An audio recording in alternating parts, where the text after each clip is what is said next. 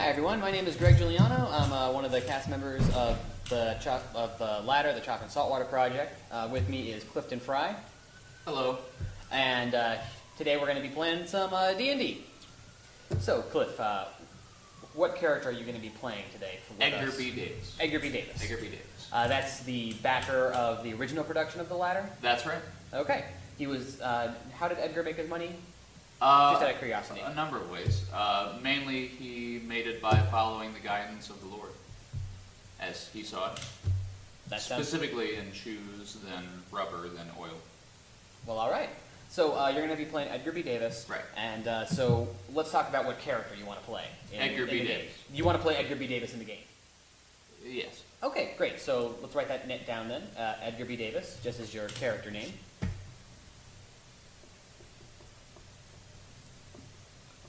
And then the next thing we need to determine is what class you want to play. Oh. Class is kind of like your function in the game world. Well, I'm upper class. Well, yes, but this is less about your Although social... I disagree with the notion of class. Well, this is less of a social class and more of a function. Like, what do you do? Like, what is your specialty? Search for oil. Well, let's talk about the classes in the game, and we'll see where you slot in, okay? Is there oil in the game? Perhaps.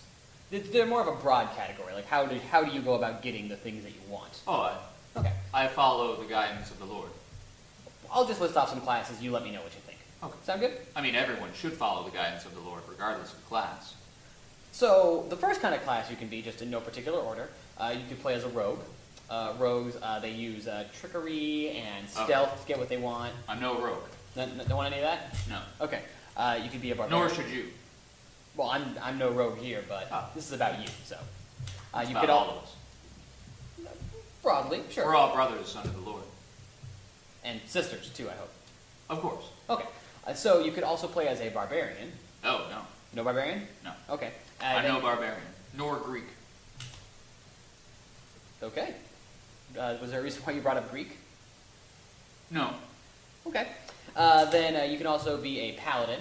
Okay. A paladin is a holy warrior for a given deity trying to spread their faith. Oh, I am a paladin. You are a paladin? Yes. Okay, do you want to play a paladin then in the game? Well, I am a paladin. Well, do you also want to play one in the game? Well, I am a paladin. Let's say you're going to play a paladin then. Of course, I am a paladin. So then write that down on your character sheet there. Paladin is Paladin. Okay, and then... I try and do the work of the Lord. Right, which is what a paladin does. So this works out great. That's why I'm a paladin. Right. So our next thing is we need to determine what race you are. I'm white. Well, in the game world, what race you are. Well, you shouldn't try to pretend to be something you're not. Well, there are multiple races. You should love who you are. Oh, yeah, certainly. God loves you. Well, this isn't about me once more. This is about you. He does. Well, I'm sure, in your opinion, God does have his feelings about me. But, what? I'm sorry. Go ahead. Well, so let's just talk about what races are in D&D. Right. And what's available. You can be a human, you can be an elf, you can be a dwarf. I am a human. Do you want to play a human then? Well, yes, I'm human. Okay then, so let's write down human then on your character sheet. Seems self-explanatory, everything. Well, that's fair. Redundant. Okay then. So then Edgar B. Davis, paladin. That's me. Yep. Now we need to determine your attributes, your stats in the game. Well, I'm about 6'2". I weigh 350 pounds. You don't look 6'2". You don't look 350. Well, I'm Edgar B. Davis. So Edgar B. Davis is 6'2", 350 pounds. Yes. Gotcha. So then, well, let's determine your attributes are more like your how proficient you are in certain aspects of just like yourself. Oh. So for strength, I'm just going to give you out some attributes here just to move it along. For strength, let's give you a I'm fairly strong. Right. So let's give you a +3. Oh. You're a large man. You're very. I'm adding 3 to... Oh, just write strength and then +3. What am I adding? What'll happen is we're going to roll these die. And then you're going to add that 3 on anything related to strength. So strength +3. Okay. For dexterity, let's do +1. Oh. And dexterity is, hand-eye coordination, so on and so forth. I know. Oh, yeah. It's half for you, half for those watching. And then constitution is the next thing. Constitution is how, like, hardy, your Oh, fortitude. I'm very hardy. Right, so let's give you a +2 for that. Like a stew. That's a good way to think about it. Are you a stew man? I do enjoy a good stew. Stews are good. Who doesn't? I like a stew. I knew you did. Yeah.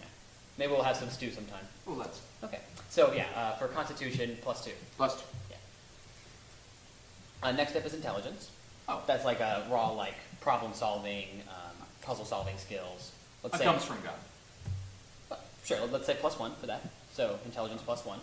I would say, personally, I'm +0, if I understand the numbering correctly, but I feel that God is a +100, and I rely on God, so could I have a +100? No. Just for purposes of game balance and keeping everything equal, keeping all parties equal within the world, you have to still be within the realms of feasibility. Well, God is in the world. Well, right, but a plus. God created the world. But would you say everyone has a +100 intelligence? If they open themselves up to the Lord. Well, let's say your character is not as open as he. Well, no, I don't want to say. I'm very open to the Lord. Right, so you're very open, but your character Yes. without the Lord. Well, I am my character. Well, I am Edgar B. Davis in the game. Certainly. So, but let's say his intelligence when the Lord is not going through him. Well, the Lord is always going through him. Well, right, but would you say that anytime that you're faced with a puzzle, you would immediately solve it because the Lord was there with you? Well, I would follow God's plan for me. If that meant solving it, then yes. Well, I think in this moment, my plan for you is that your intelligence is +1. Ah, but you are also subject to the Lord's plan. Ah, right, but we're playing within an imaginary game world that I'm making up. And on, well, yes. So let's say intelligence +1. Just to move it along. You'll have moments where your faith can show through. Do I have a faith attribute? No, but that's so your Can skills. I have a faith attribute? Your skills as a paladin will allow that to show through. Can I just write down faith +100? If that's going to make you feel better, great. Okay. So intelligence +1. Wisdom is sort of like your insight into the world, Oh. the raw common sense. Let's give you a +2 for that. Seems like you're a very intuitive individual.